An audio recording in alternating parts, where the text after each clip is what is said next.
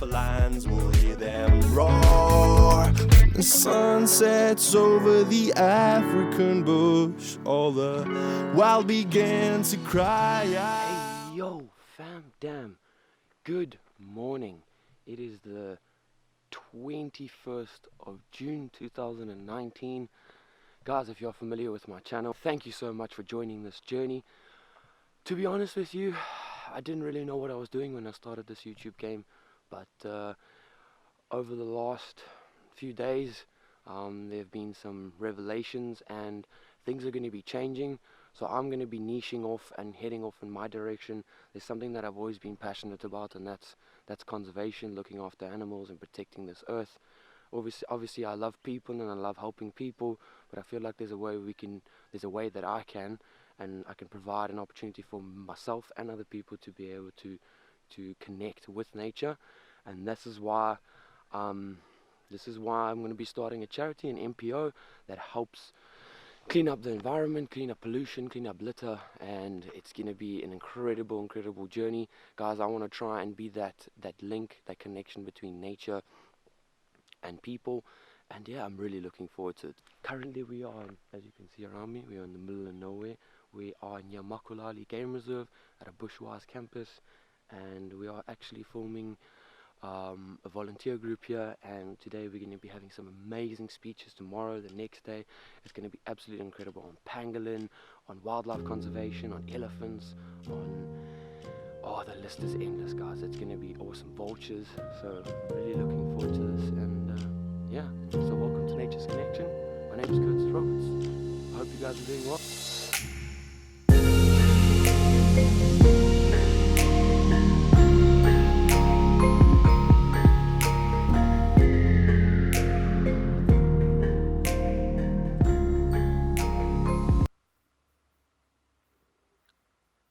Ladies and gentlemen, these are multiple ants, and they are in the bush. One of the worst bites you can get. Guys, just want to show you that. How incredible is that?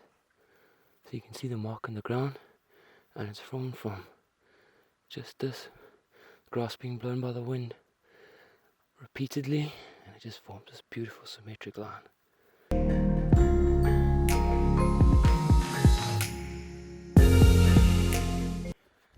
Guys, one of the best suggestions that I can give you when you're out in the bush, in any natural environment, is to just be as quiet as possible, but be as present as possible. Try and keep your mind clear of anything. Obviously, if you want to just think, let thoughts just come into your mind, let them pass through, but it's so important to be present so that you can rely on your instincts. So if you feel anything, promise you, you'll feel it. If there's a predator around or some sort of big animal, you'll definitely feel its presence if you're just in the right mind and your body's just basically connected to its environment. So yeah, guys, I've actually really enjoyed this walk so far. It's actually been really amazing.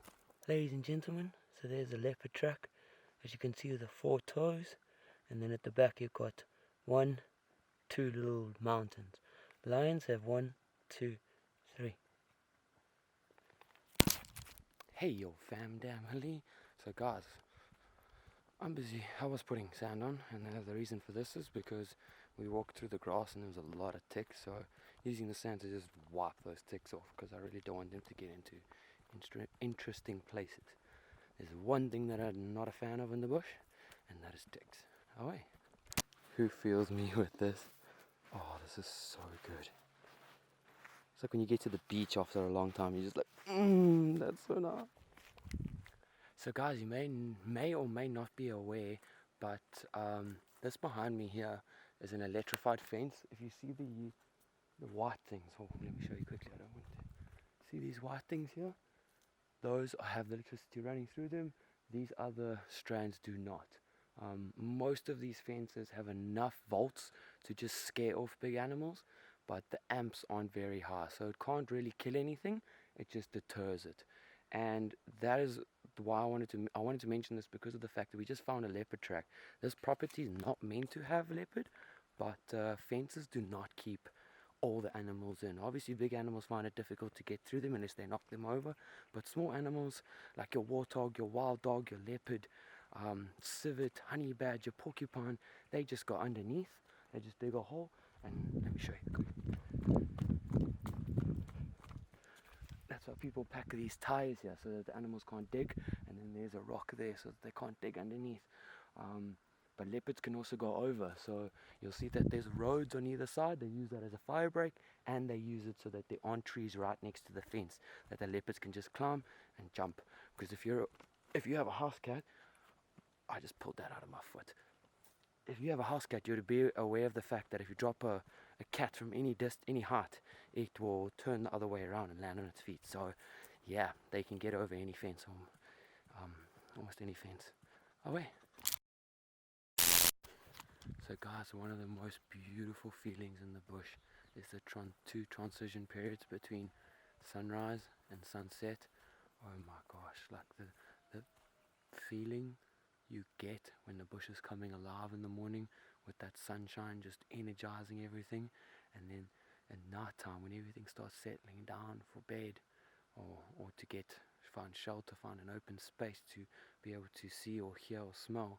I'm talking about herbivores, and then your predators on the other hand, they come alive because that's the nighttime is when they thrive. They say most predators have up to 4 times better night vision than humans. So imagine on full moon, they must be able to see like at daylight. Away fam, just there, thought I'd let you know.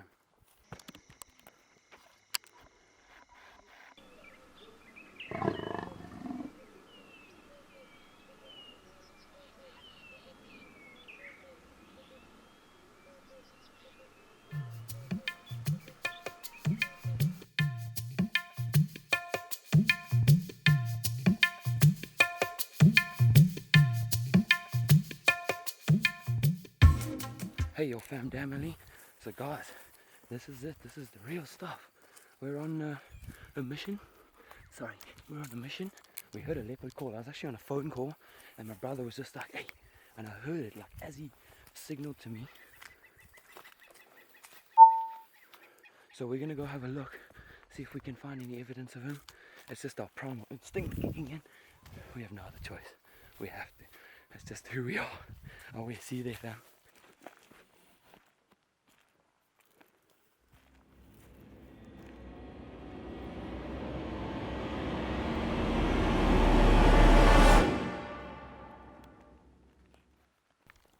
When it comes to leopards calling, they usually call for territory purposes. So basically just like a lion would. It's like, this is my area, this is my land, stay away. But there's also that kill. So you never know, he could be warning predators. He could smell it and he could be warning the predators in the area to move away. Because he's a big, strong, dominant male, he's just letting them know, hey, I'm on my way there. If you're there, you better move off if you're weaker than me. So yeah. But usually, generally, males call for territory purposes, and it's very, very, very rare to hear a male leopard actually calling.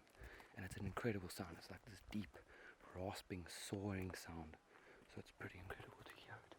Hopefully we can find this guy. That'd be amazing. I'll let you know, fam. Hey yo fam family. So guys, we didn't manage to find anything. Unfortunately he didn't call again. That would have been absolutely amazing. Look at this beautiful sunset behind me. This is absolutely incredible. Hope it's not too overexposed, but hey. So we didn't manage to find anything, but hopefully he is going to come to that kill later. You know what the darkness does. All the little creatures start moving. Small and big creatures start moving around. So yeah, I'll keep you updated. It's going to be an interesting evening. Hope everybody's having a beautiful day and a beautiful evening.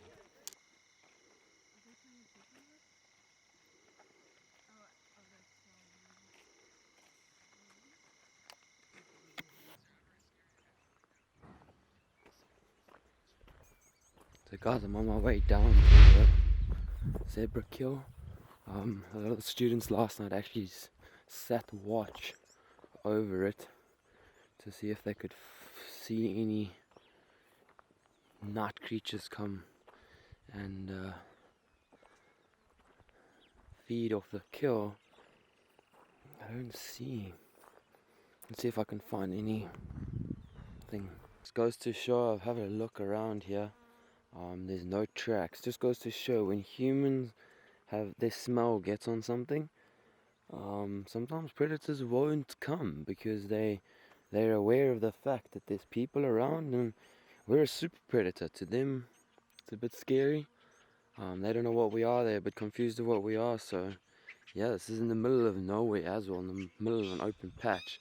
So they might also feel vulnerable coming here and feeding off of this, but that's crazy. It was very graphic. But it doesn't smell that much, which is pretty cool. At least I'm not keeling over to the smell. Maybe tonight, eh? Maybe something will catch its scent and we'll get some sort of activity. So what's up, guys? This is our third and final day here. We are going to be coming back next week Thursday, but yeah, it's our last day here. It's been an incredible experience so far. Was really hoping something would show up to that kill, but there didn't seem to be much activity like I just showed you. But yeah, it's time to grab some brekkie, and then today we have a talk on pangolin ecology, which is going to be incredible, because pangolins are like these dragons of the bush, mystical creatures that you don't often get to see. So it's going to be amazing just hearing a little bit more about them, a little bit more insight on what are the activities, what they do, where they go. I'm really looking forward to it.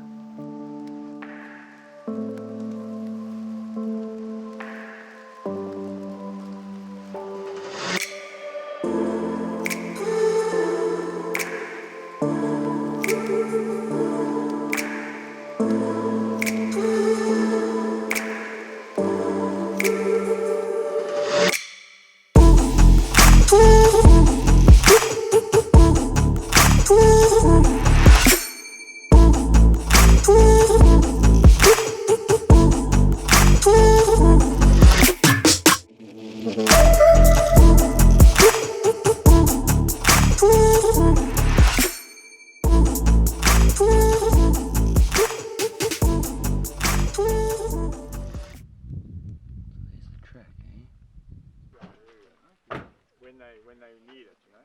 So like for summer they don't bother.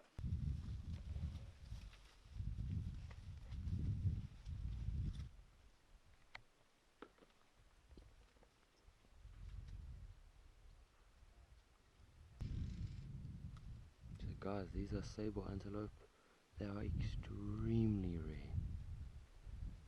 That's absolutely incredible. In the Kruger National Park there are less than 250 of them. They used to be on the endangered list, but then in South Africa they started to breed them, game farming, and they actually took them off the endangered, the threatened species list, or CITES, endangered species list, and now they're on the least threatened. But in the wild, there are very few. It's just because there are such a high amount of them in game farms.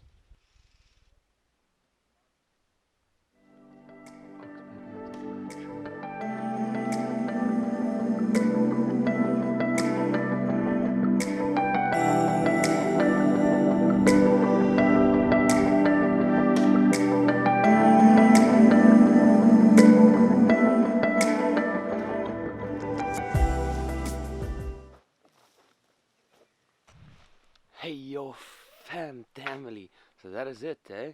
We are back home now. We are going to be heading back to that Bushwise campus on Thursday, but for this episode it's probably going to be 3 episodes of Nature Connection this time for the Bushwise, because it's this one, 27th, maybe the 27th combined with the 30th, 1st and 2nd, and then that will wrap up. So maybe 2. I'm going to call them like little mini, not docs, but little short films. They won't be that short, but yeah, I hope you guys enjoyed it. I hope it was entertaining. It's gonna be an interesting road from here. I'm gonna try and bring as much connection between nature and people as possible. I really want to create that bridge between people and animals, and try and give you guys as much information as possible. I am not the most knowledgeable guide or bush person ever, but I do have a great amount of knowledge when it comes to this environment. I do have a great understanding, so I'm just going to be sharing that with you guys. If you have any comments, please drop them down below. If you love this, smash that like button, hit subscribe, please guys, and join this journey. And yeah, much love fam, see you in the next one.